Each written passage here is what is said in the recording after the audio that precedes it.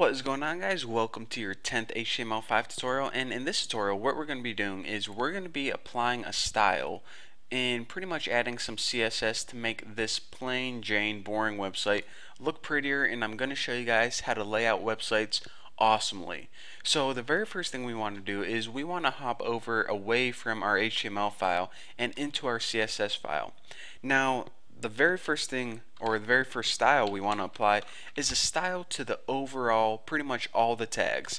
So I'm going to be setting the margin, a default margin of 0 pixels, and I'm also going to be, if I can copy this bad boy, I'm going to be setting a default padding of 0 pixels as well.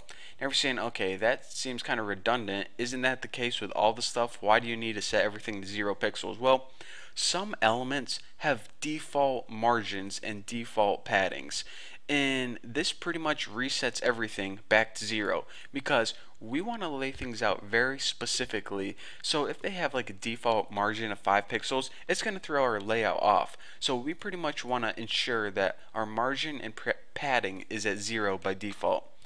Make sense? So now what I want to do is I'm going to go over a few simple tags and just make it look prettier. The very first tag I want to go out over is the headings. Did I say go out with? Embarrassing. So we have heading 1. I think it's our main title. Yep, welcome to the new Boston. And also each one of our articles in the main content has a heading 1 as well. So let's go ahead and, whoa, kind of got lost there for a second. I do that a lot. And let's go ahead and change the font to make it look prettier. So I'm going to go ahead and change this to bold, 20 pixels, and Tahoma. I really like Tahoma for some reason. And the order you need to do this is weight, the font weight, which is bold, the size, and the font family. And I'm also going to do this to heading 2 as well. So let me copy that beast. And I'm just going to, well, I might as well keep that all the same, except for heading 2, I'm going to change that to a size of 14. That'll make heading 1 a little bit bigger than heading 2. And if we go ahead and take a look at our website, we can see that, okay, heading 1 is a little bit bigger than heading 2, and it has a nice Tahoma font. Definitely better than the default Times Roman or Arial, whatever the heck it was. So now that our headings are looking a little bit better, I need to tell you guys something else. Some browsers don't recognize those HTML5 tags, or some browsers also treat them as inline elements. Now, if you remember, whenever you have block elements are always positioned one under each other, and inline elements are kind of elements that get positioned from left to right. So what we want to do is we want to make sure that this website is compatible with all browsers. So we need to take all of those HTML5 tags and we need to make sure that they're going to be displayed as block elements rather than inline, and also let our browsers recognize them. So this is pretty much ensuring that all browsers handle our website in the same way, in the most simple terms. So put header, section, and you need to spell all this right.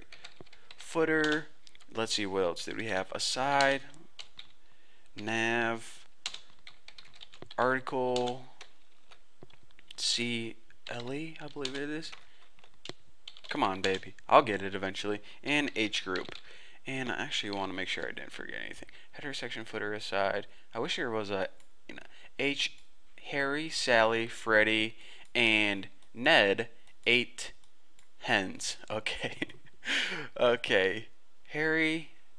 Wow, definitely forgot that already. I'm just gonna go ahead and assume I have everything. If I see something's messed up later on, then oh well, I'll fix it then. But not, my little mnemonic device did not work in that case.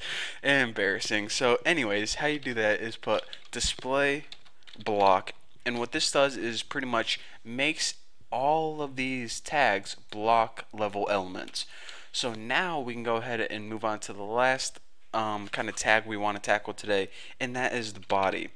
Now remember, everything is surrounded in this main div tag called big wrapper, and that is pretty much enclosed in the tag body. So what we need to do is, in this body, we just need to text align this to center. And you're saying, okay, why would I even need to mess with the body if everything else is enclosed in this big div? Well, in some older browsers as well, and this tutorial is pretty much taking care of all the older browsers, all the nitty gritty technical stuff. And in the next tutorial, we're going to be making everything look pretty and laying it out. But you definitely need this, or else people are going to complain that your website looks weird.